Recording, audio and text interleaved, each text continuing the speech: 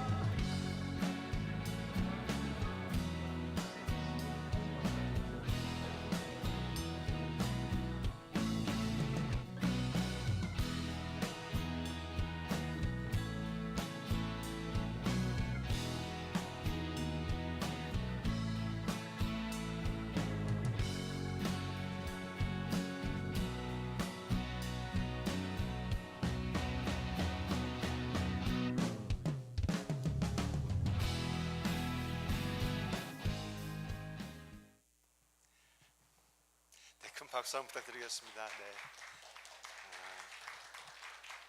6월 한 달 이렇게 많은 일들이 있었다라는 걸 제가 이렇게 영상을 편집을 하거나 우리가 어떤 일을 했는지 이렇게 들여다볼 때마다 정말 그 교회 우리 식구님들의 소소한 일상 속에서도 많은 의미 있는 일들이 있었다라는 것을 발견하게 되고요. 이런 것들이 하나하나 쌓여가면서 또 우리 뉴욕 한인 가정교회라고 하는 큰 심정 공동체가 더욱더 끈끈하게 또 그리고 더 하나 되는 가운데 하나를 모실 수 있는 것 같습니다. 다시 한번 우리 6월 한 해 동안 열심히 활동하고 살아내신 우리 모든 식구님들에게도 큰 격려의 박수 한번 보냈으면 좋겠습니다. 감사합니다. 네. 오늘 이 시간에는요, 저희가 가족 연합 예배 때마다 앞으로 우리 선배 식구님들의 어떤 그런 신앙에 대한 그런 간증의 내용들을 한번 이렇게 공유하고 나눌 수 있는 그런 시간들로 마련하면 좋겠다. 특별히 우리 외국 식구라고 할 수 있죠. 예, 외국 식구님들이 미국에 오셔서 해오셨던 그런 선미적인 하나의 내용들을 함께 공유하는 그런 시간을 한 달에 한 번 정도는 우리 젊은 세대들과 더불어서 함께 나눌 수 있는 그런 시간이 되었으면 좋겠다 하는 식구님들의 의견도 있었고 또 그런 것들을 늘 고민해 왔었는데, 그래서 오늘은 우리 하이더 장로님을 좀 모시고 그런 간증의 시간을 갖고자 합니다. 근데 그 전에 오늘 말씀 제목처럼 미국 건국 250주년 기념 예배입니다. 그리고 오늘 그 소제목이 미국과 하나님의 뜻이라고 하는 소제목인데요. 여러분들 미국 건국하면은 어떤 것이 떠오르십니까? 저는 미국 건국이라고 하는 말을 떠올리면 저도 아직 미국인이라기보다도 미국에 살고 있는 한국 사람으로서 미국 건국이라고 하는 것에 대한 그런 느낌보다도 저는 미국 건국 200주년을 맞이하면서 아버님께서 그 모니먼트 대회 때 하셨던 그 말씀, 또 그 대회에 담겨 있는 그런 선미적인 뜻, 이런 것들이 먼저 이렇게 들어옵니다. 실제로 제가 선문학군장 시절에 선문대 학생들을 대동해서 동부적 성지순례를 하면서 그 모니먼트 광장에 갔습니다. 그리고 가기 전에 사전 교육으로 그때 그 말씀 강연 문집을 훈독하게 하고 또 그 영상을 학생들에게 보여주면서 그 당시 1976년 9월 18일 역사적인 한 순간에 참부모님께서 어떤 말씀을 미국을 중심 삼고 전 세계 온 인류에게 말씀을 하셨는지 여러분 한번 우리에게 그 심정을 한번 들여다봅시다. 그리고 그곳의 현장에 가서 우리가 한번 그 당시에 그 소리를 한번 마음의 소리를 기울여 봅시다라고 하는 교육을 했었던 기억이 납니다.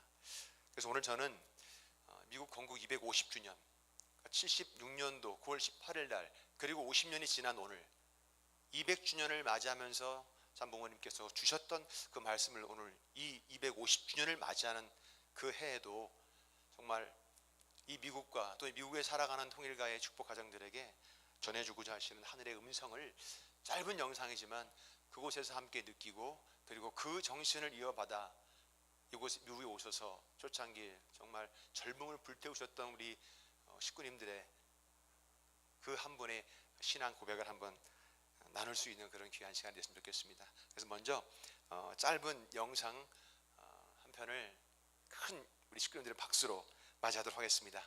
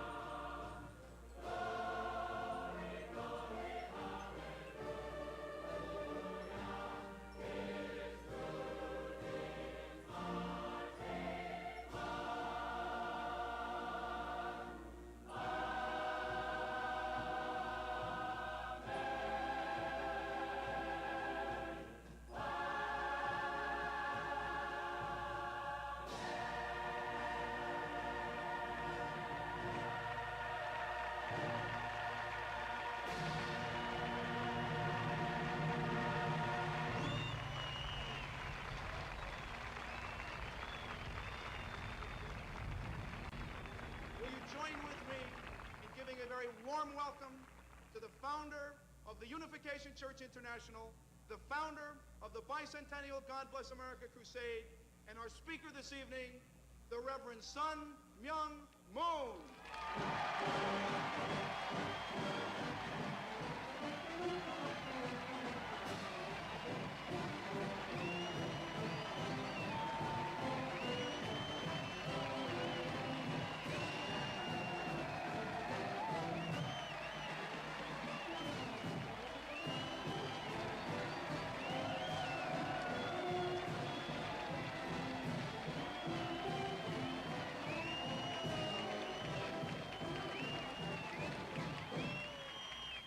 존경하는 미국 시민 여러분, 그리고 세계 대표 여러분, 오늘 하나님의 이름으로 미국의 200년제를 추가하는 역사적인 워싱턴 대회에 이와 같이 만장의 성황을 이루어준 데 대하여 진심으로 감사를 드립니다.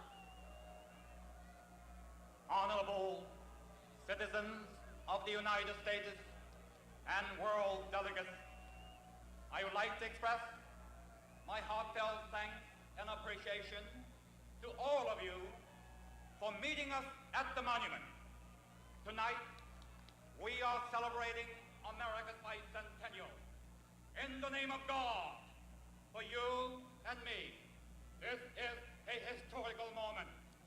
이제 기독교와 미국은 일치단결하여 복귀의 성업을 이루어 드려야 하나니, 미국은 여기서 결실한 서양 문명을 안고 동양 문명을 영합하여 그 위에 중동을 연결심으로써 일대 통일 문화권을 이루고 지상 천국을 완성해야 합니다. Today, America and Christianity together must take up the sacred task of world restoration.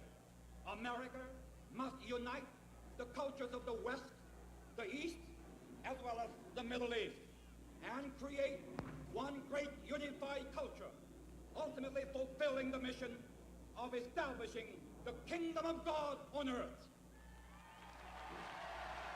Thank you.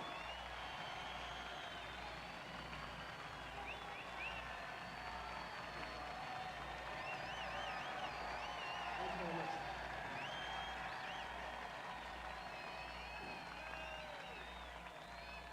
뜻의 주역인 미국은 먼저 하나님의 섭리의 제일 중심 종교였던 유대교와 유대교를 이어받은 기독교와 합하여 새로운 계수를 중심하고 끝날에 하나님의 뜻에 의해 나타난 통일교회와 손을 잡고 세계 종교 통일에 나서야 합니다. Judaism was God's first century religion, and Christianity was the second. The Unification Church is the third, coming with the new revelation that will fulfill the final chapter of God's providence. The essential religion must unite in America and reach out to unite religions of the world.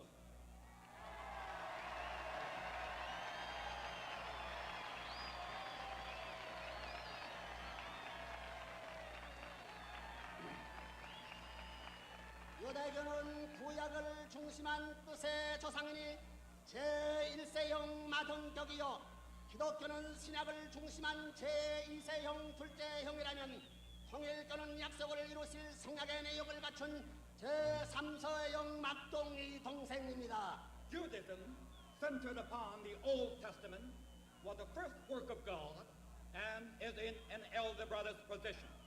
Christianity, centered upon the New Testament, is in the position of the second brother. The Unification Church, through which God has given a new revelation, the completed testament, is in the position of the youngest brother. 이 새 종교는 뜻의 삼형제이니 그들의 모체인 이스라엘과 미국과 한국은 뜻의 삼형제의 국이 되는 바, 유엔에서 사탄편 공산권으로부터 이들 세 나라가 똑같이 몰리고 있는 것은 뜻적으로 공동 문명에 처해 있는 까닭입니다. These three religions are indeed three brothers in the providence of God. Then Israel, the United States, and Korea, the nations where the three religions are based, must also be brothers, because These nations have a common destiny representing God's side. The communist bloc, as Satan's representative, is trying to isolate and to destroy them at the United Nations. 세 나라가 일체하여 손을 잡고 유엔 본래의 사명과 기능을 회복하여 내적으로는 종교를 통일하고 외적으로는 세계 통일을 이루어야 합니다. Therefore, these three brother nations must join hands in a unified effort to restore the United Nations to its original purpose and function. They must contribute internally to the unification of world religion and externally to the unification of the world itself.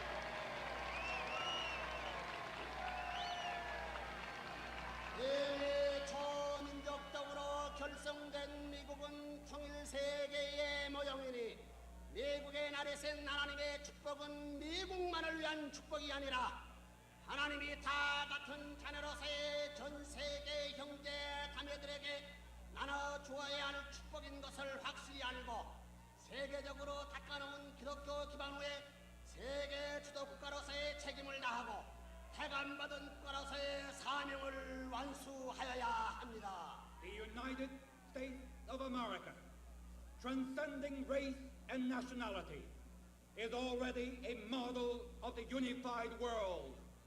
She must realize that the abundant blessings which God has been pouring upon this land are not just for America, but are for the children of God throughout the world. Upon the foundation of world Christianity, America must exercise her responsibility as a world leader and the chosen nation of God.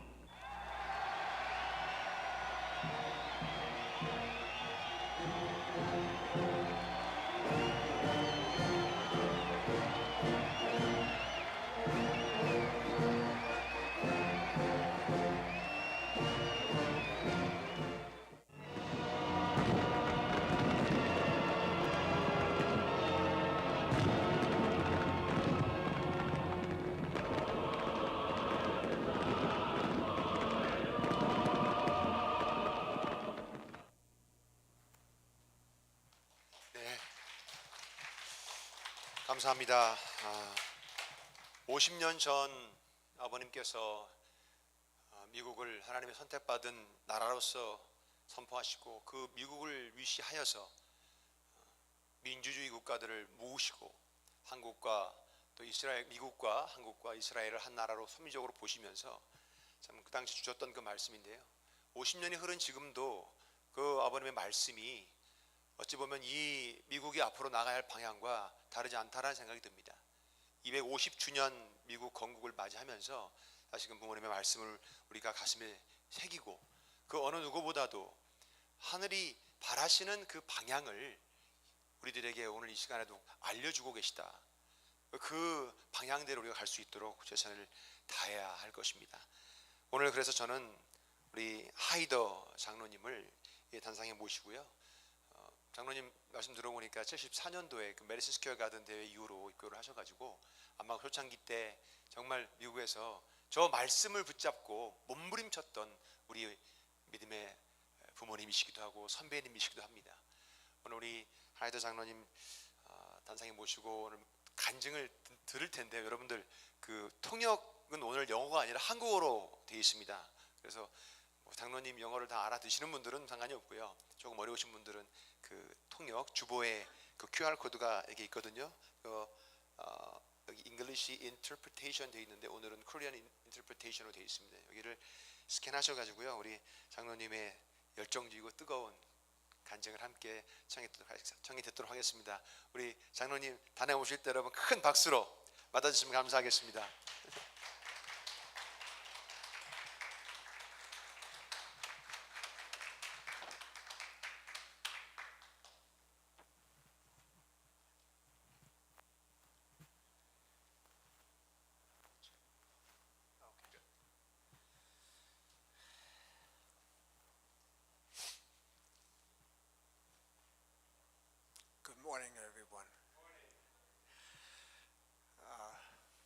Before I begin, I'd like to just give a shout out to America, which already Reverend Chet did through this beautiful clip from our two parents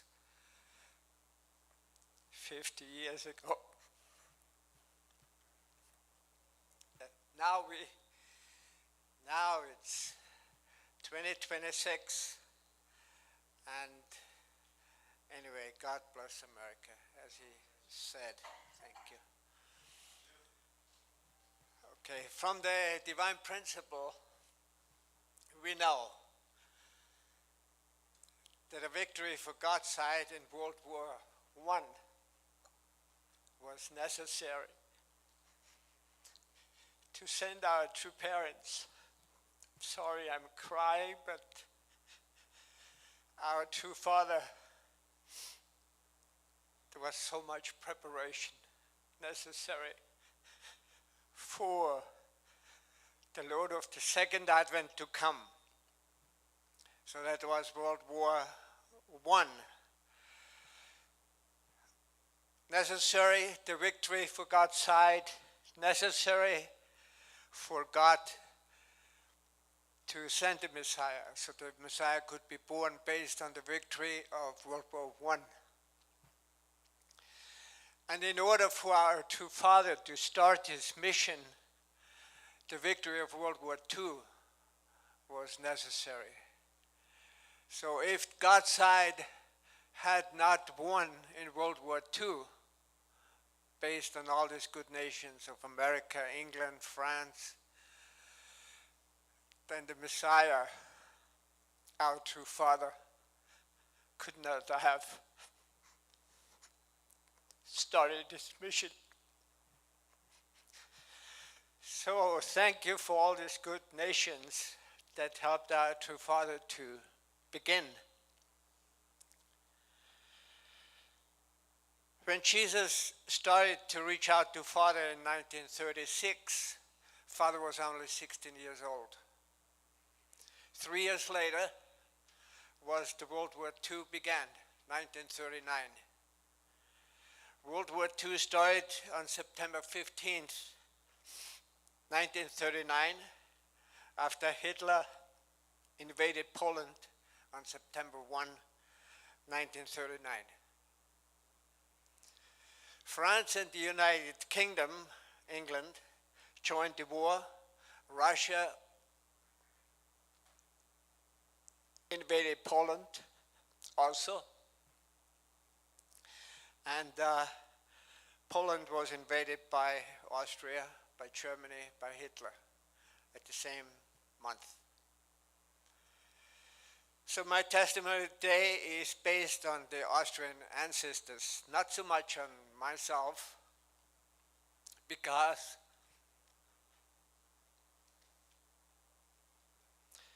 they are the ones who laid the foundation for Father to come into this world, also for Father to start his mission so many years ago.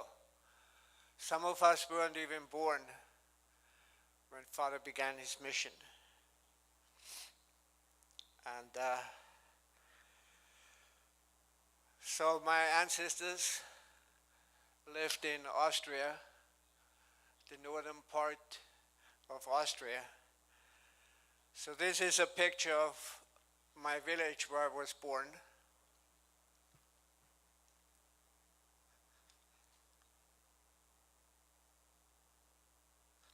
Very small, 1,500 people.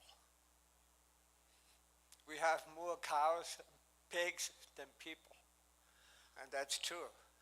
We have it's a farmer's village. So many farm animals because everybody is a farmer there. And so was my family. So you could see from the picture that St. Leonhard is in the middle of nowhere. There's no village around, you see it from the picture. Only St. Leonhard is there. There's a small place of 1,500 people. And I don't think it's much bigger now. Even after 50 years, it's still basically the same size. And the reason is because everyone moved to bigger cities, Linz and all their surroundings. So the village is still small, and yeah, a lot of farm animals, but very few people.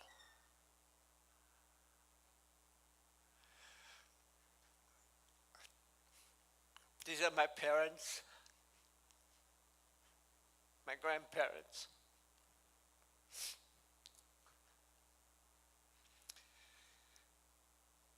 My mom, during World War II, was 8 years old. My grandfather was 38, and he was the one that had to go to Poland. Sorry, I'm not crying for him, I'm crying for Poland.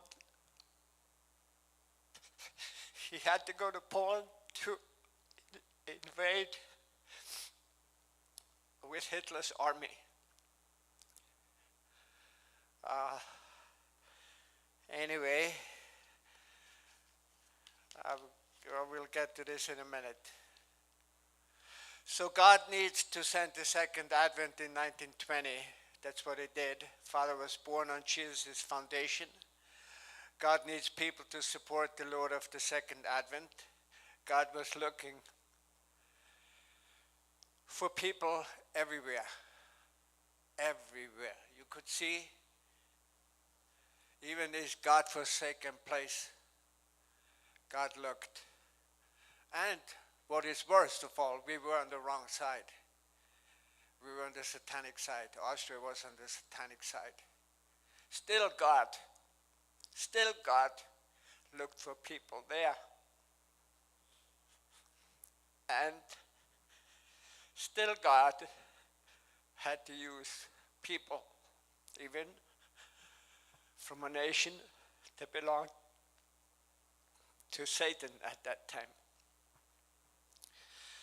So anyway, my three sisters and me, we were born, none of us in the hospital.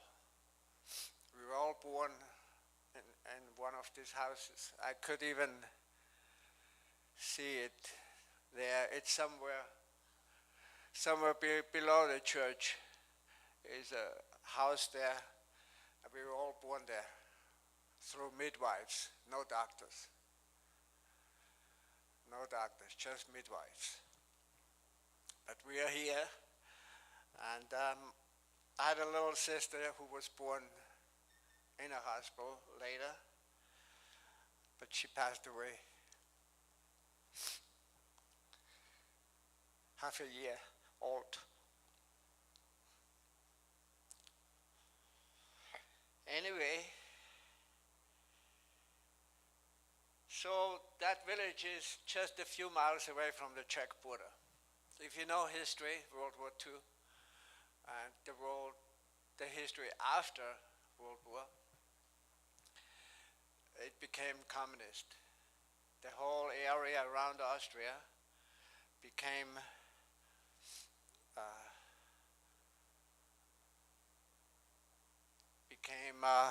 communist.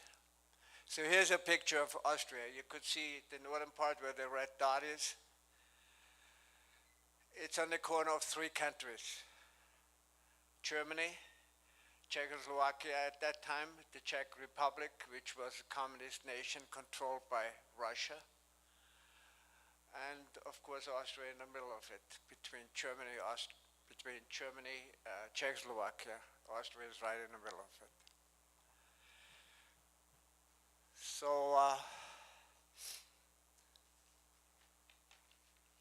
when I joined, Austria was still not Austria, but Czechoslovakia was still communist. I will tell you a little bit later. When I was a student, I went there with my friend, who even became my sister's husband, and we toured Czechoslovakia. And when we came back from the tour 3 months later, Russia invaded Czechoslovakia with tanks. They killed the student revolution, and they made sure Czechoslovakia would not leave the communist bloc. So anyway, it's in the they call it the corners country, where my father is from. It's a very flat area, as you could see on the picture, but it's very high up. It's on the Czech border, maybe just a few miles. You could walk into Czechoslovakia from there. The forest back there in the picture is in the Czech Republic.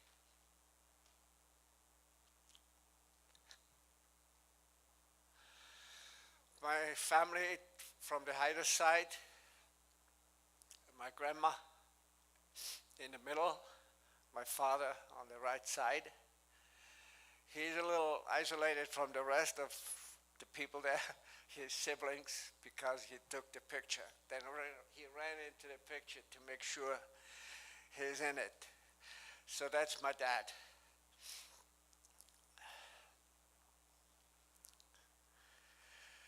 So Leopold Haider, I have no picture of him, unfortunately, not here, but he played the mouth organ. You know what a mouth organ is? It's a harmonica.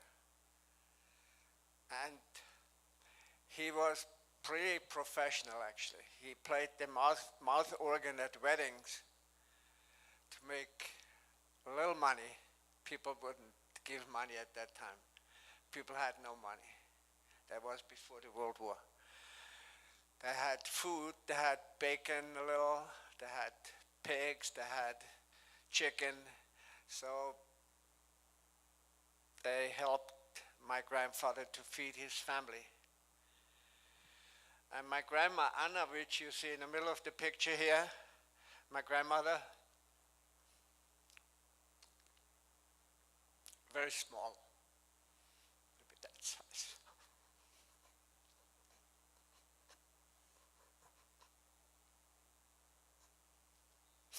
Anyway, she was at the farm. Her parents sold her to a farm. She was 15 years old.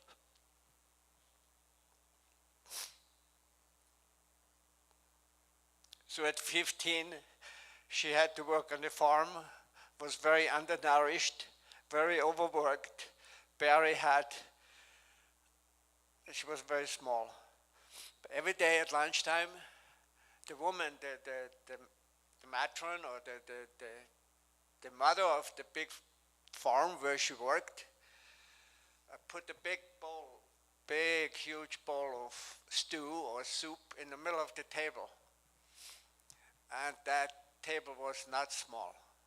It was a big oak table, huge, because they had to place all the farmers around, the farm workers, the farmers, the kids. Must have been 20 people around the table. So the lady, the mom there of the farm put that stew or soup in the middle of the table every lunchtime for people to eat. So it was like first come, first serve. Can you imagine you have a bunch of hungry kids? You have 7 kids, so you know, if they're really hungry, they will make sure they eat. So it was the same on the farm. So my grandma, she was tiny, and she couldn't reach the middle of the table, too small. So she never ate, really. No food, because they ate it all. So she had to compete with the rest of the farmer's family, and when the lunch was over, my grandma had nothing, almost ate nothing. Still hungry every day. So what Anna did, she stole bread, heated in a blanket, wrapped it in a blanket underneath her bed. And she didn't want the farmer to know about it because he would have probably beaten her or dismissed her or sent her away. That's where the times were rough. That was just before World War II. Actually, World War I, I think. So my grandma lost all her teeth, a lot of her teeth, because the bread became hard. You know, when you hide the bread for a week, and she didn't want to eat much because she made sure she saved something every day so she could at least feed her stomach. But she lost most of her teeth during that time. How do I know that? I will tell you later. I had a chance to talk to her a lot when I was in high school.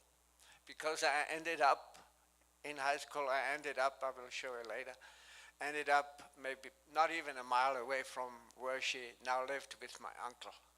Uncle Otto, who is in the picture in the middle over there. The third from the right.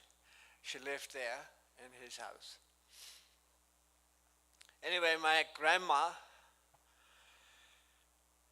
she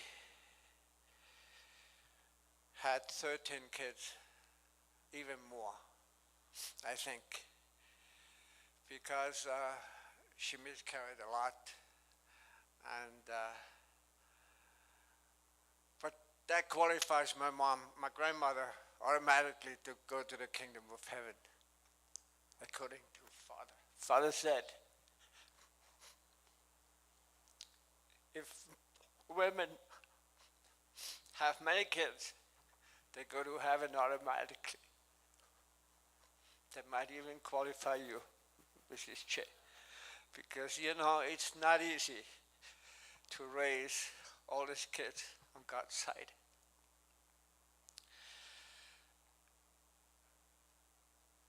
So, when I was young, my dad took us to the farm, to the little farmhouse.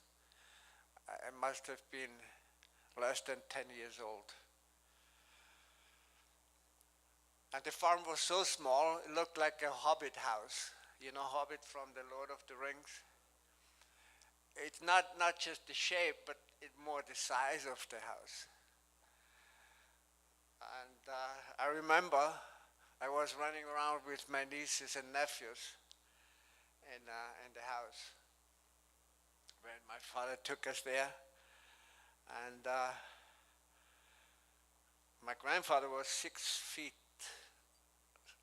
or something. He was pretty tall. My dad was my size. So my dad was one of the smallest, but my granddad was big. But how, I always think, how did this guy fit in that house? Because the ceilings were so low that he must have hit his head a few times. But he probably got used to it. But anyway, when I was there with my dad, I was playing with my cousins. And I hit my head on the doorpost. Now imagine, door so low, I was 10 years old. But there was a door that led from the house into the farm, into where the animals were. It was barely up to here, because I was a small kid. I wasn't a tall kid. But I hit my head so hard that I fell backwards. But anyway, you know how kids are. 5 minutes later, everything is forgotten and they run around again. So that's what happened. Anyway, now I'm going to quickly the next topic. I already said that the indemnity for our two parents was tremendous. And that's not just true for my family. That's true for all of your families, especially the Koreans. I think you should collect some testimonies from elder Koreans or people who know stories, like your grandparents probably. And Mrs. Kim probably has parents. A lot of indemnity for father to grow up. Before father was even born, father, I remember one of the things that father said, a lot of things happened. A lot of farm animals died, and people, one of the trees, there was clothes on it. A lot of spiritual phenomena, but also a lot of sacrifice. A lot of accidents, a lot of kids died. And not just my lineage, but also all of your lineages, I'm sure. So it would behoove you, it would be good if you dug some out of the stories so you can learn and pass it on to your children, knowing that the indemnity was tremendous for father to even begin his mission. So a lot of death, a lot of accidents, but what is most of all important, glorious stories of survival. People survived despite all the odds. I just told you about Anna, and when she was 16, my dad was drafted into Hitler's army at age 16. You have 16-year-old kids, right? Can you imagine these little boys joining Hitler's army? And in many ways, my dad was grateful because he had an education.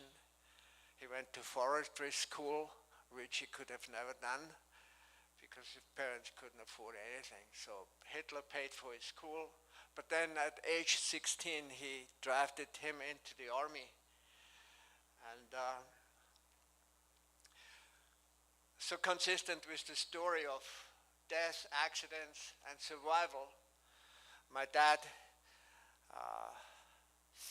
when he was 16, he was in Italy in the army, and he was setting up communication antennas for the Germans to communicate.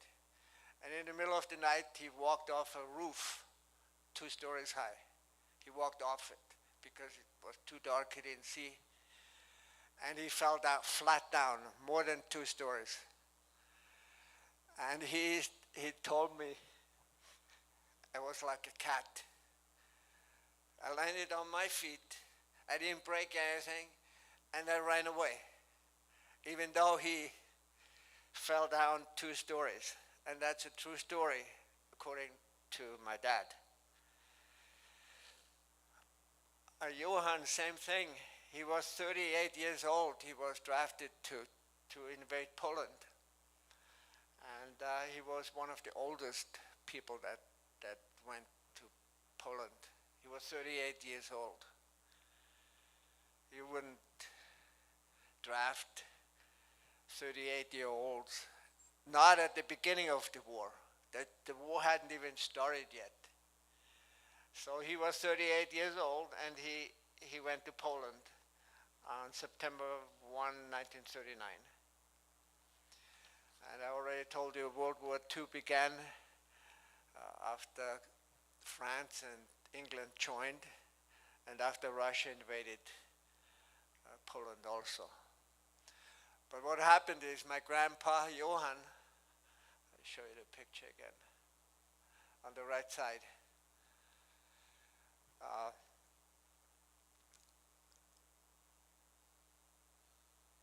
My grandpa, he,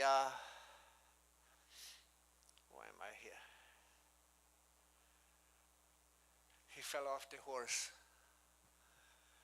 He was with the cavalry, and he fell off the horse. Story goes, I don't think my grandpa was too honest about it, but my thinking was that he threw himself off the horse. He didn't want to be in the war. So he broke his back. By breaking his back, I mean his back was so bad he couldn't work for years, even though they sent him home to, I don't want to get too details here, but they sent him home because his back, he was useless. But then he had to work in a bullet factory, and he was useless there too because of his bad back. So he couldn't work. He had a wood shop for years. And I will tell you later what my dad, Grandpa Johan, did. Anyway, Johan was a cabinet maker. He couldn't work. And he couldn't work until the end of the war. My grandma, Caroline, let me go back to the picture, on the right side. She was working because my grandpa couldn't work. She was working for a schoolmaster to do the laundry. And false rumors spread that she had stolen some of the laundry she had washed for the schoolmaster. She washed some pillowcases, and another jealous woman in the village spread some wrong rumors that my grandma had stolen these pillowcases, which she had hung out to dry. But the schoolmaster took her story, took the woman's story over my grandma. My grandma was devastated because she lost her job. But more than that, it's the evil of the jealousy that broke her heart. No money, 8-year-old daughter, a son who had just died, 1-year-old, no job, tough.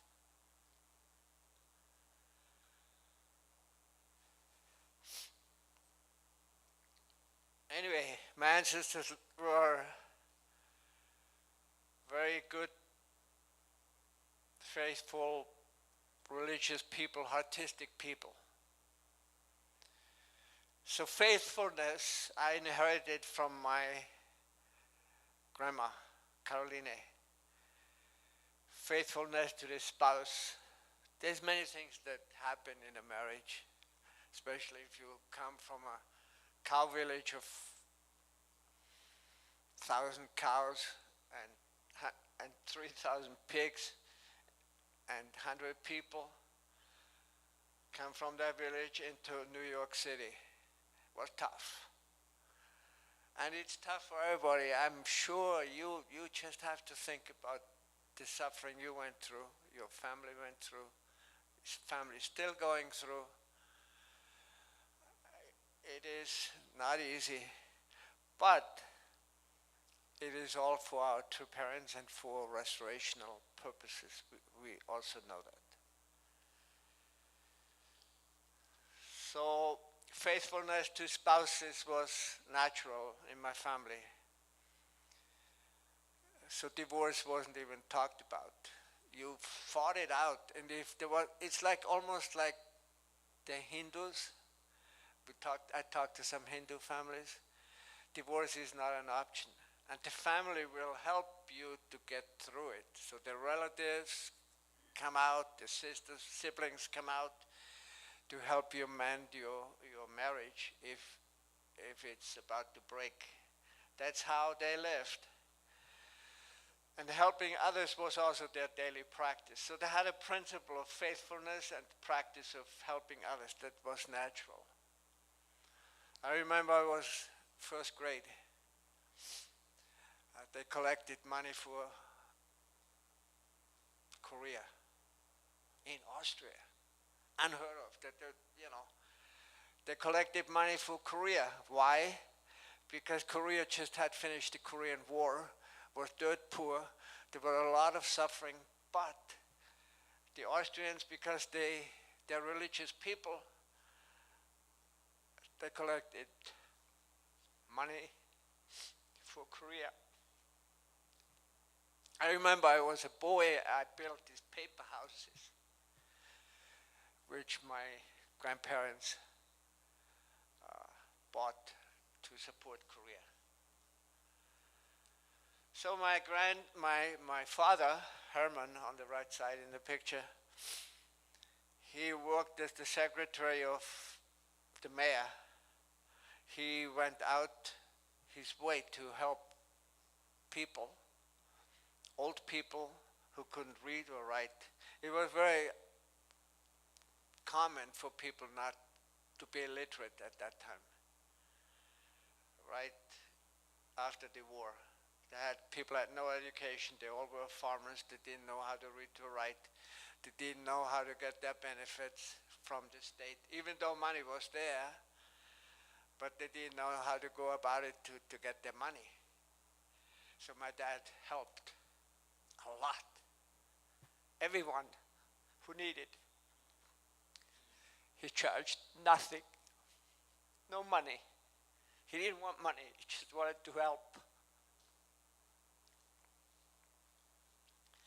My grandpa, I already told you, he fell off the horse and broke his back, but he still managed to make caskets for dead people.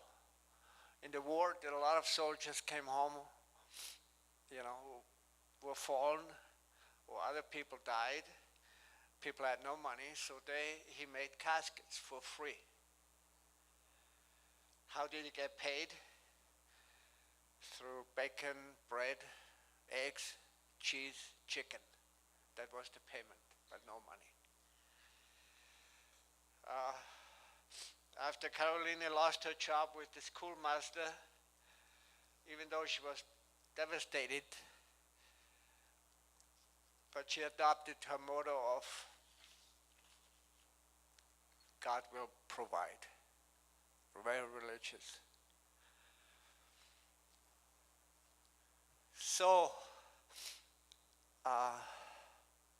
you can imagine this was my foundation of joining the Unification Church. A lot of it, most of it, came from my grandmother, Caroline. She's not, anyway. She attended church every morning, 7 o'clock. The priest of the village was our neighbor, and so it was obvious that we were all friends. And I became an altar boy. These Catholic boys that help the priest, so they're the one dressed in red. It's not traditional Protestant. Our faith was not Protestant. It was Roman Catholic. So it's very two different brands of Christianity. You have the Catholics, more traditional Orthodox Christians, and according to our true parents, it was not the Catholics who were on God's side. Again, they were on Cain's side. Who were the able-side people? Were the Protestants, the Pilgrim Fathers who came to America. But still, as you could see, there was a lot of artistic foundation, even on the Cain side. So, my way to become a Catholic priest was predestined by the priest, by my grandma always praying for me every morning, going to church. And I was sent to the boarding school on top. You see that picture?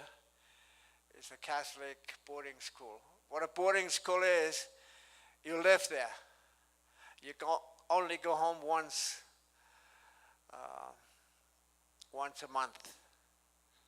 So I had to live there with 30 other boys and my teachers in that boarding school.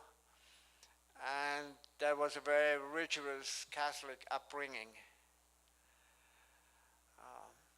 Anyway, already before, anyway, I don't want to go back to it, but I was 7 years old. I already learned some Latin from the priest. Because in order to be an altar boy, you had to know Latin. But anyway, when they sent me to the boarding school, Latin was one of our languages we had to learn. Greek, classical Greek was one of the languages we had to learn. And why is that? Because it was what they call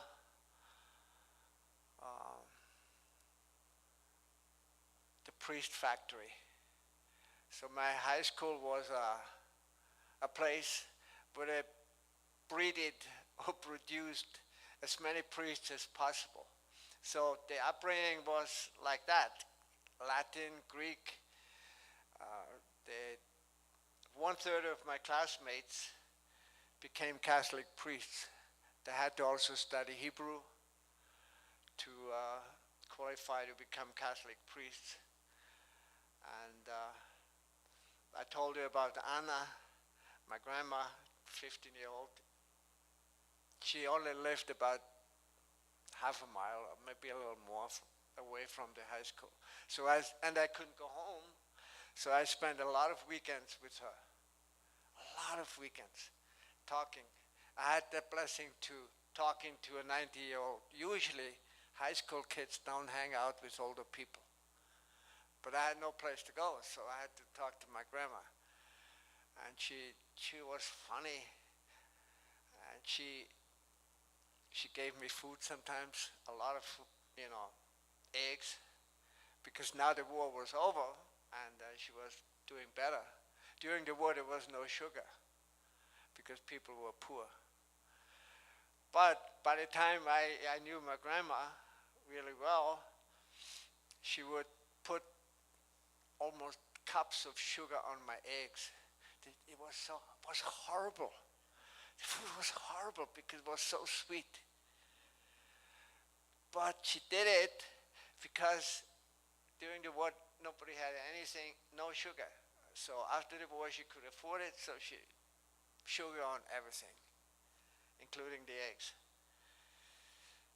So anyway, after 8 years of classical education in my high school,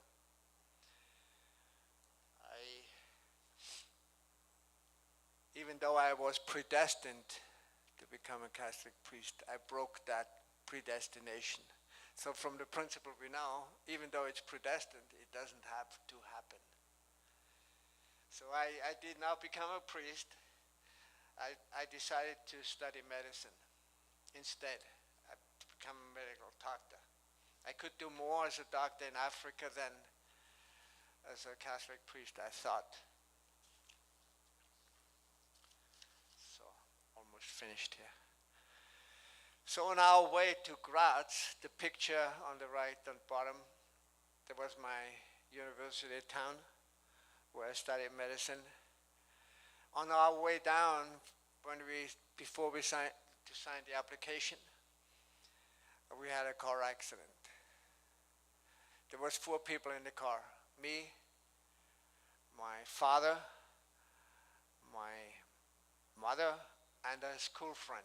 4 of us in this Volkswagen, the big vans, they look like tin cans, and they have no acceleration. They're very bad, So anyway, my dad tried to get on the highway. Some other car hit him.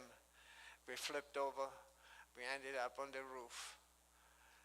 And people thought there's no survivors. But we all crawled out of it, consistent with this story I told you. Death, accidents, and survival. So we all survived. God made sure, because God needed me. God needed people. So I survived. Only I had a bruised rib. My mom was very shaken up. My friend, who also studied there, was to study there, he was not hurt at all. And that was it. In my second year of med school, I met my spiritual mom. Again, you could see the spiritual battle at that time. Anyway, she was praying in the student chapel, and I was just looking for a girlfriend. I was lonely. So figured out God even used that to make me talk to my spiritual mom. Even my motivation was, it wasn't I'm pure, but it was, I was looking for a girlfriend. My spiritual mother was praying for a spiritual child. And we had a lot of mutual friends. Linz, my high school city, there was a lot of Catholic schools. I was in one of them. And there was also for girls, the equivalent. So there were girls' boarding schools also. So when we had dance classes, they sent us to dance class one year, in our last year, we all met. So I met my spiritual mom's friends. So we all somehow, Linz is not that small. It's about, I don't know, 200,000 people or less. We met a lot. We had mutual friends. Anyway, after months and months of spiritual suffering for me, I flunked the second year of medical school. How did I flunk it? Just one test actually that determined whether you could go into the third year was chemistry, biochemistry. So anyway, I flunked, and but I still was determined to continue. So over the summer I studied, couldn't study, was confused, suffered a lot. And after a few months, even though I had known my spiritual mom already, and every time I met my spiritual mother from far away, like she would be in the back of the hall or further away, I would run away. I would go the other way. I didn't want to see her. I didn't want to talk to her because I was still struggling with my Cain Abel fight. So anyway, but then I had a dream of Peter Koch. If someone knows, he was one of the spirit leaders in Austria, Germany at that time. He was one of the early disciples of True Father. Father did holy grounds with him in Europe in the late 60s. So I had a dream of Peter Koch that he had fasted for me for 7 days. He told me, I fasted for you 7 days. If anyone knew Peter Koch, he was, by the time he was known, he was my size, and he was double my size. Yeah, he was round. He was not 7 feet tall. But God gave me that image of him being 7 feet tall, skinny, handsome, and he told me, I fasted for you 7 days. So I joined. I decided that's it. So during the Easter vacation in 75, I joined. I quit medical school, which was not difficult for me because I couldn't focus in my studies. I couldn't pass any tests, even little tests I flunked. The spirit world around me was nuts. God didn't need me in medical school. God needed me as a missionary. So I went to England, the One World Crusade in 1975. And if you know, Austria is very small. We only have like 8 million people now, 7 million people at that time. Hundreds of people joined, hundreds. Every town, a lot of people joined. So I joined. My dad was devastated because priesthood for me would have been very hard for him to swallow, but to join Unification Church was, he was devastated. He cried. My mom said, your dad never cries, never cried. I never saw him cry, but at that time he did, because I joined the Unification Church. And I can now understand why that was, because my dad went to war. He was 16. He was drafted by Hitler. He was brainwashed by Hitler. And so he thought Reverend Moon was the same. A brainwasher talking to young people. And many people compared him to Hitler. So he said, no, I'm not going to make this happen. So he did everything to stop me. But anyway, I'm getting to that soon. What made it really worse is that my father, who had done so much for the village and had such a pure heart in helping people, he was betrayed by his own friends. People laughed at him. They openly called him a fool because he allowed me to join the church, or he didn't get me out of that.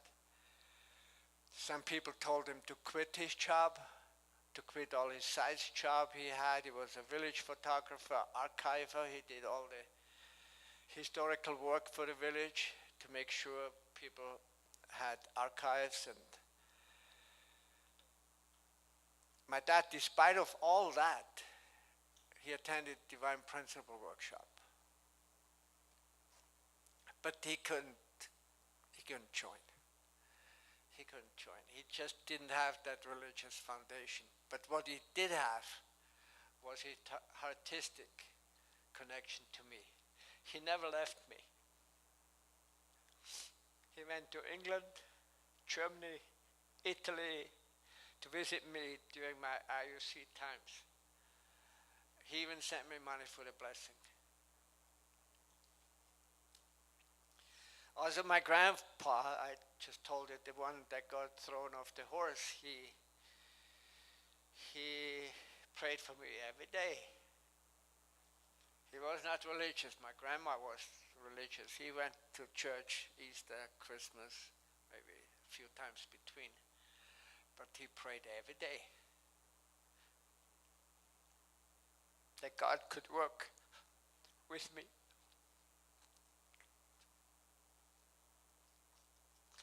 So anyway, my mom, my grandmother helped the husbands to get through these tough times. And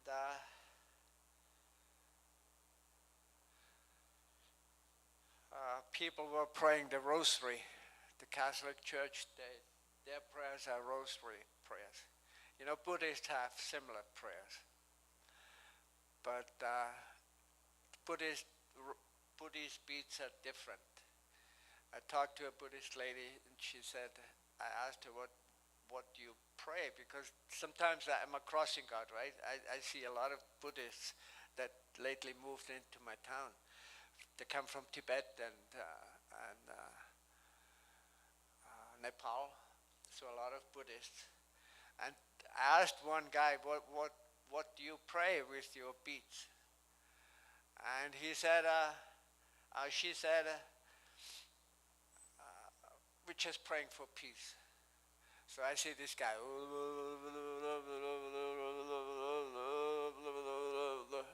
waiting for the bus, but he's praying. Praying peace prayers. So he even told me. She even told me, well, we have to pray that 108 times. The more the better. I said, why 108 times? Why 108 times? She said, I don't know. No idea. So that's the difference between other religions and us. We know why. We know the purpose of indemnity. We know a lot because of our two parents. Anyway, my dad, I'm at the end already. So despite the rosary prayers, I'm still here. It is because my ancestors sacrificed a loving heart for God and for people. So I told him more about my ancestors than about myself, but because you also, you come from this type of ancestors, maybe even more so than my ancestors. Because father and mother were born in Korea, and I heard some testimonies about Korean elders that are heart-wrenching. Like Korean elders, they shot birds with their shotguns in order to eat while they were pioneering. You also know the stories about moms having to leave their newborn babies with their relatives, and when the babies came back, when the women came back from pioneering, the babies didn't even recognize their parents because they came back a year later. There's so many sad stories, but that's why you guys are here, and the story continues. We're not done, especially not now. I mean, I'm 74 years old. I might kick the bucket tomorrow. You know, my wife always says 1 foot on the grave and 1 foot on the banana peel, and that's true. I just had a crossing guard friend. I talked to her on Monday, this past Monday. 2 days later, she was gone. Heart attack, massive heart attack, 65 years old. So anything is possible, and for all of us, and so just make sure you leave something good for your kids. Just endure. At this point, endurance, I think, is the name of the game. We're still waiting for Mother to get liberated from her prison situation. And we just pray that our kids can inherit the best possible foundation from us, because it will change, I'm sure. You know, looking at America. Anyway, I don't want to get too preachy here, but communism is still here. Communist mayors are popping up everywhere, but I think this is just temporary. I hope. And somehow God made it through World War I, World War II, and now we're at the end almost of World War III, and that has to be won also. For Mother to be liberated and for two parents to be free. Anyway, I just can tell you 1 or 2 quick testimonies, very quick. And that's the end of my story. When I joined, my first mission was to start a student chapter in Innsbruck. So I had no idea how to do that, but anyway, I was in Salzburg at that time, and Innsbruck is about 2-hour drive away from Innsbruck. Salzburg and Innsbruck, 2 hours. I drove in the middle of the night, just by myself. It was not easy, because I was dead tired, and all of a sudden, somebody woke me up from the spirit world. Hubert! I said, who is that? I looked back, nobody. So spirit world was very, very active during that time, very active. So I was up I woke up, but I got tired again, of course, but things happen. Same thing in France. I'm driving a bus of workshop guests with members to a workshop center, and I'm thinking, while I'm driving, what would happen if I blew a tire now? What would I do if I blew if one of the tires exploded? The thought came from the spirit world, because I went off the gas. I was not driving slowly at that point, but I went off the gas. Maybe less than a minute later, pop! My tire exploded. Had I not been warned by the spirit world, I think we would have had a very different outcome. Of course, nobody got hurt. Tire got blown. Again, story of death, survival, death and suffering and survival. But anyway, we survived, and I think there's a lot of more little stories I could tell you, but maybe two more little ones. When I was in Italy, I was fundraising there. They sent me to a place nowhere. There was one house, a big farmhouse. So I said, well, what am I going to do? I can't do anything, there's nobody. So I went through a field towards the village, because they couldn't even drive me to the village. They didn't know how to get there, so they dropped me off somewhere in the middle of fields. And I walked, and then I see this farmer's lady, old. She's picking potatoes, whatever she's doing. So I'm talking to her with my broken Italian. I actually had learned Italian in high school, so God had even given me that experience, so I could speak a little Italian. But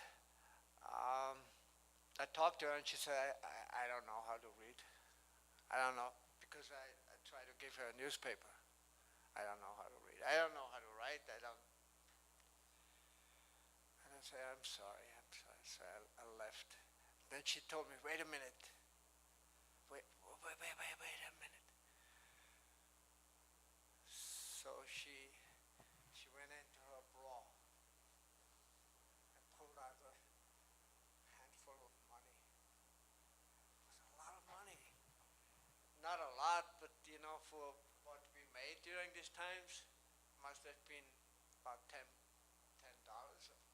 in Italian money. She had it saved in her bra. She carried it with her wherever she was, and she gave it all to me. If I think about it, I still cry. 50 years later. So we kind of need this kind of experiences. Otherwise, it's very difficult for us to do what we have to do and to continue and to remain faithful. We need this. So, and I close with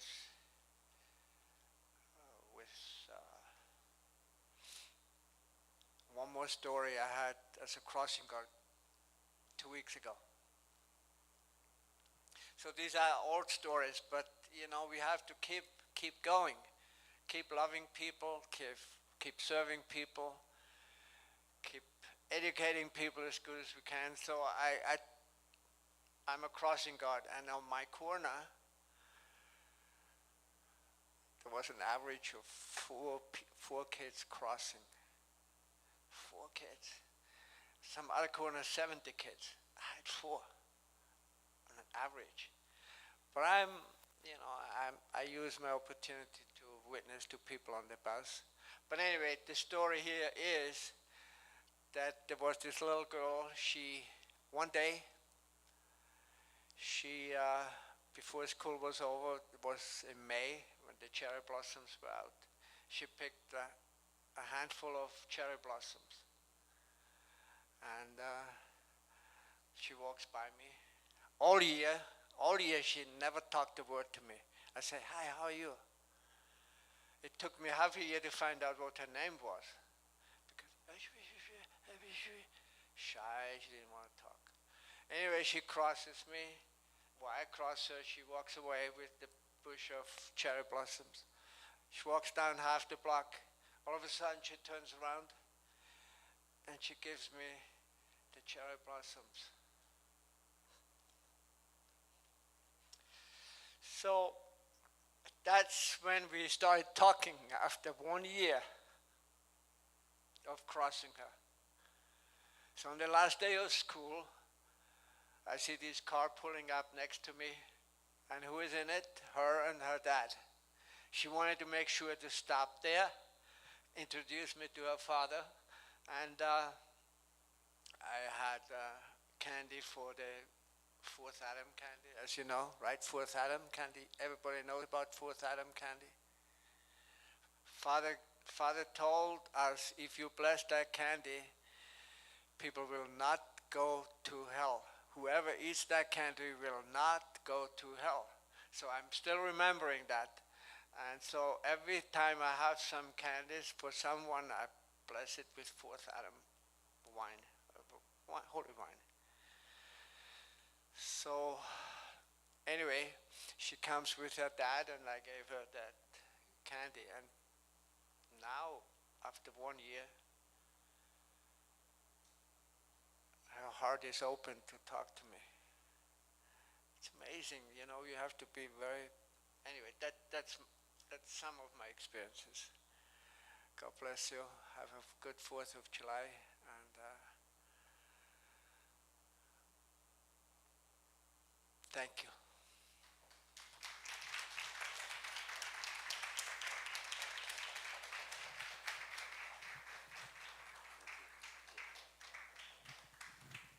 우리 다시 한번 히버트 우리 장로님에게 여러분 큰 감사의 박수, 격려의 박수 부탁드리겠습니다. 네. 오늘 많은 말씀 가운데 공산권의 오스트리아에도 하나님이 우리를 찾고 있다라고 하는 그 말씀 참 가슴 와닿았고요. 많은 영적인 역사가 있었지만 저는 오늘 놀랐습니다. 사제가 되기로 결심하셨다. 그 얘기는 신부가 된다는 얘기 아닙니까? 그러면 결혼도 못 하시고 혼자 사셔야 되는데 우리 클레어 우리 권사님을 만난 게 가장 큰 영적인 역사가 아니었을까? You know what I mean? Your first magical happening is to get blessed with your holy wife. Yeah, someday. Yeah. 네. 우리 클레어 권사님을 만나서 축복을 받고 참 가정을 이루신 것이 아마 하늘에 큰 뜻이 있었던 것 같습니다. 우리 하이드 장로님께 다시 한번 여러분 감사의 따뜻한 박수 한번 올려주시면 너무너무 좋겠습니다. Thank you. 그러면 이어서 봉헌 찬송 함께 찬송하도록 하겠습니다. 봉헌 찬송은 성가 7장 동사는 노래 함께 하겠습니다.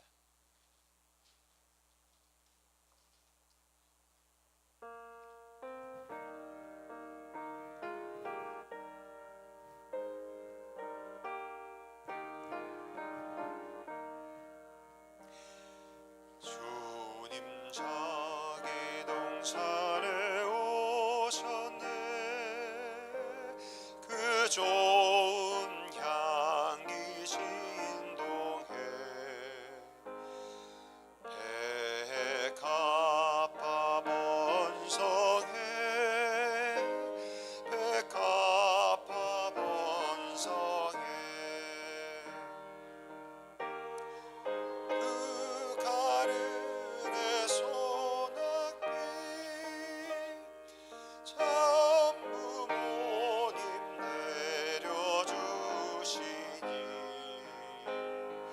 죽은 자 다시 사네 죽은 자 다시 사네 감으로 섬에 마른 이 땅에 신선한 샘물 대주사 옥토가 되었네 옥토가 되었네 참 부모님 원수 이기사 이 세상 고받아고 한 나라 이루었네 한 나라 이루었네 주를 믿는 형제 자매여 이 복된 말씀 들으라 임 뒤를 따르세 임 뒤를 따르세 여기서 시련 곧 저기서 복이 되리라 본향에 이르르면 본향에 이르르면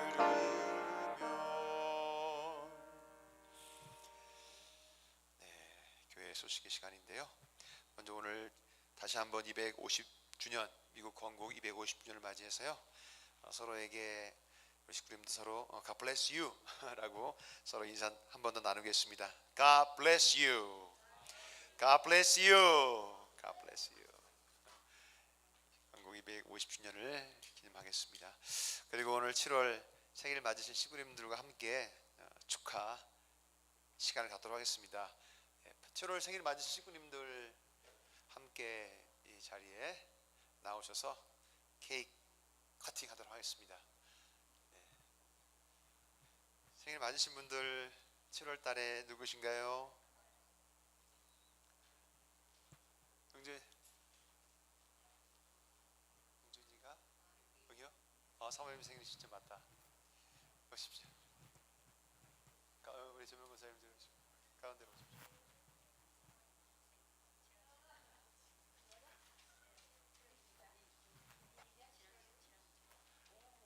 난 7월 1일. 7월 1일, 7월 2일 생신이십니다. 10일 날입니다. 7월 10일.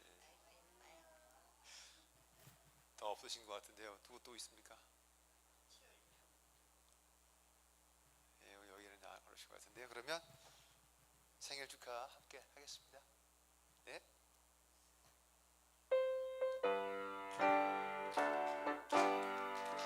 생일 축하합니다.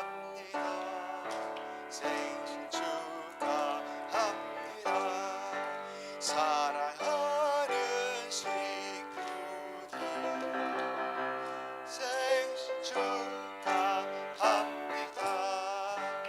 Happy birthday to you.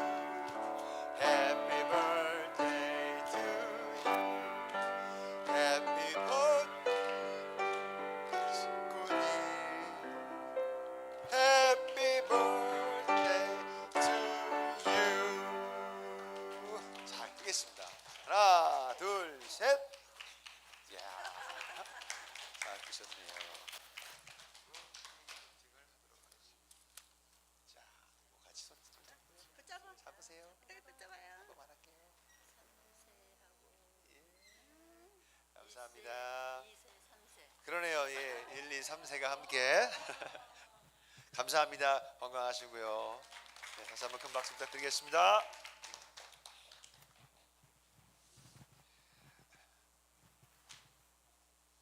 자, 이어서 이번 광고 사모님 안위를 위한 저희 교회 정성 매일매일 줌으로 그리고 현장에서 드리고 있습니다. 특별히 7월 10일 1심 판결이 나는 날입니다. 그날을 놓고 우리 식구님들의 정성이 더 필요할 때고요. 그리고 정말 판사가 올바른 판단 내릴 수 있도록 또 함께 정성 모으고 또 어머님의 빠른 황궁과 또 승리 황궁의 그런 기대를 우리 자녀들의 정성으로 채워나갈 수 있는 그런 정성 되었으면 좋겠습니다. 줌으로 그리고 금요일에 이곳에서 정성을 드리고 있습니다. 우리 식구님들의 적극적인 참여를 부탁드리겠고요. 3번 그 BCSF 그러니까 축복 그 가정 자녀들을 위한 스포츠 페스티벌이 지금 8월 5일부터 9일까지 진행되는데요.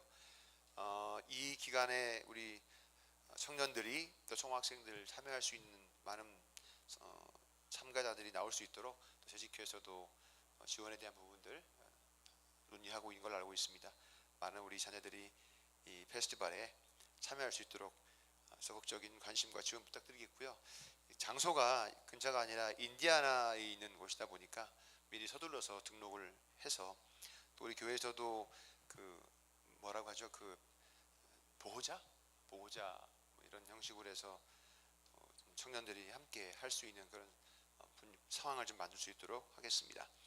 그리고 네 번째 첨보 대역사인데요. 제 주보에는 실제 못했고요. 어제 메일 주보 메일로 제가 우리 식구님들에게 전달해 드렸는데요. 8월 1일부터 2일까지 첨보 대역사가 클리프톤에서 진행이 됩니다. 그리고 벨메디아하고 코네티컷에서도 위성으로 인터넷 중계로 대역사가 진행됩니다. 이때 조상회원, 종신령 회원, 특별한 안수의 내용들이 있기 때문에요.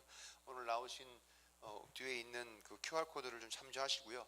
특별히 제가 주보 메일로 보내드린 그 메일을 확인하시면 우리 식구님들 개개인별로 정보를 확인하실 수 있을 것입니다. 미리 등록에 대한 부분도 있고 하니까요. 8월 1일이면은 뭐 그렇게 얼마 남지 않았습니다. 이 기간 잘 준비하셔서 첨보 대역사에 참여해 주시기 부탁드리겠습니다. 네, 그럼 이것으로 교회 소식 마치겠고요.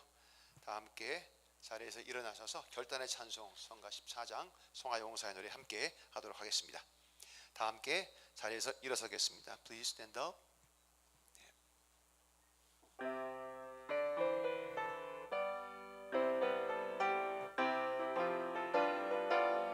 박수 치면서 할까요? 삼천리 금수강산 참부모님 거룩한 땅 3천만 백의 결에 하나님의 선민이라 하늘 높이 우뚝 솟은 백두산 성봉 위에 온 세상과 전주까지 나가세 용사들 힘차게 나가세 하늘 땅을 동일하고 영웅 살아가리 동방에 온 터전 해가 돋는 이스라엘 산 높고 물 맑은 곳 곱게 꾸민 에덴이라 참부모님 아들 딸로 하늘나라 정병되어 참부모님 맺힌 원 이제부터 풀리로다 나가세 용사들 힘차게 땅을 동일하고 영웅 살아가리 온누리 한데 모아 동일재단 꾸며놓고 창세전 뜻하시던 사랑 동산 이뤄보세 슬픈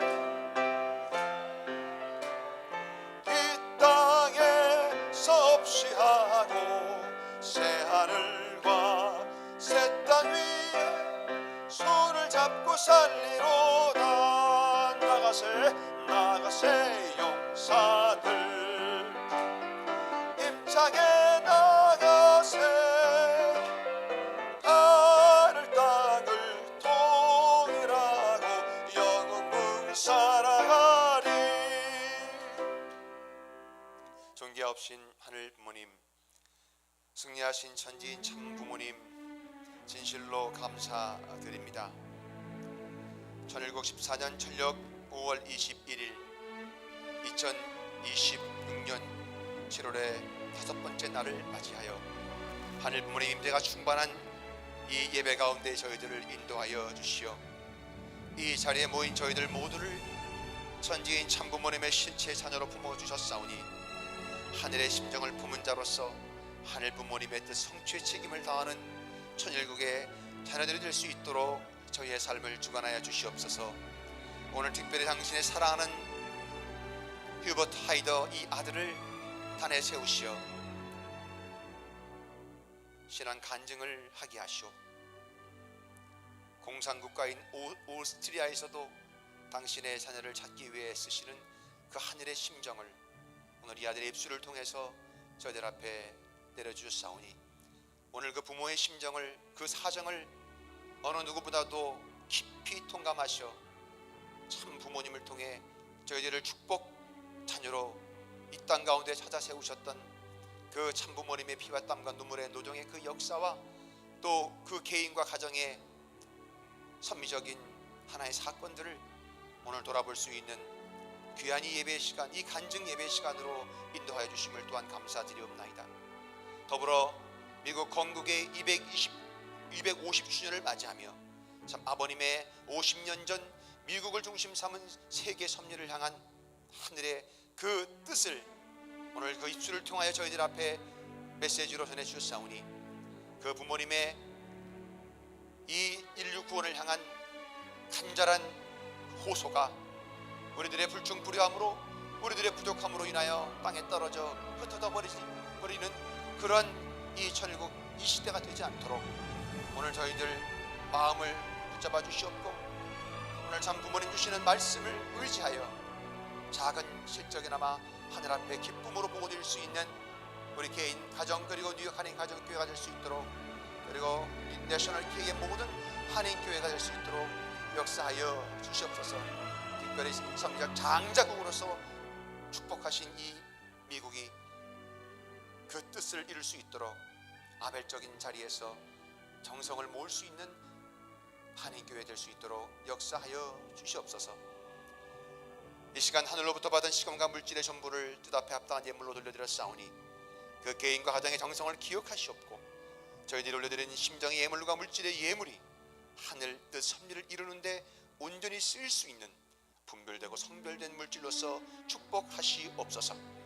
이제는 선지인 참 부모님의 참 사랑으로 창조주 하늘 부모님을 실체로 모시고 사는 1714년 되게 하시옵고 참 생명의 말씀으로 천지인 참 부모님의 심정과 공명되게 하시며 참 혈통을 상속받은 선민으로서 책임을 다하는 천일국의 참 자녀로 역사하여 주시옵기를 간절히 바라올 때 이 모든 말씀 올리마다를 모신 축복가정 최은문의 이름으로 감사드리며 축원하나이다.